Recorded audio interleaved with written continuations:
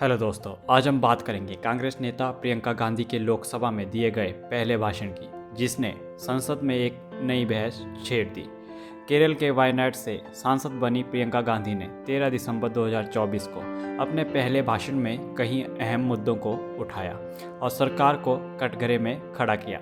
आइए विस्तार से जानें उनके भाषण की मुख्य बातें। प्रियंका गांधी ने अपने भाषण की शुरुआत संविधान की अहमियत पर जोर देते हुए की।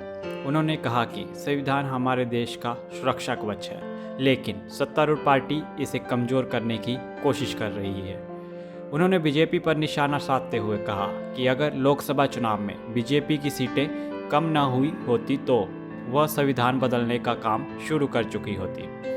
उन्होंने प्रधानमंत्री नरेंद्र मोदी पर भी सीधा हमला करते हुए कहा कि प्रधानमंत्री संविधान की किताब को सिर पर रखते हैं, लेकिन देश में न्याय की गुहार उठने पर उनकी प्रतिक्रिया नदारद रहती है। उन्होंने यह भी जोड़ा कि भारत का संविधान संघ का विधान नहीं है। प्रियंका गांधी ने जाति जनगणना कराने की मांग उठाई। उन्होंने कहा कि इससे हर नागरिक की स्थिति का सही आकलन किया जा सकेगा और नीतियां उसी के अनुसार बनाई जा सकेंगी। साथ ही उन्होंने लेटरल एंट्री जैसे मुद्दों पर भी सरकार को घेरा, जिसे उन्होंने आरक्षण को कमजोर करने की साजिश बताया। अब हम बात करेंगे उन्होंने अदानी मामले और आर्थिक मुद्दों को लेकर क्या कहा। प्रियंका गांधी ने गौतम अदानी पर लगे आरोपों का जिक्र करते हुए सरकार की आलोचना की। उन्होंने कहा कि सरकार अदानी पर अमेरिका में लगे आरोपों पर संसद में चर्चा करने को तैयार नहीं है। उन्होंने सरकार पर बड़े उद्योगपतियों के हितों को साधने का आरोप लगाया और कहा कि सरकार ने देश की संपत्तियां गिने चुने लोगों को सौंप दी है। प्रियंका गांधी ने ईवीएम पर सवाल उठाते हुए बैलेट पेपर से चुनाव कराने की अपील की। उन्होंने कहा कि इससे चुनावी प्रक्रिया में पारदर्शिता आएगी और जनता का भरोसा बढ़ेगा। प्रियंका गांधी ने जमीनी घटनाओं का भी जिक्र किया। प्रियंका गांधी ने उत्तर प्रदेश के संभल, उन्नाव और आगरा की घटनाओं का जिक्र किया।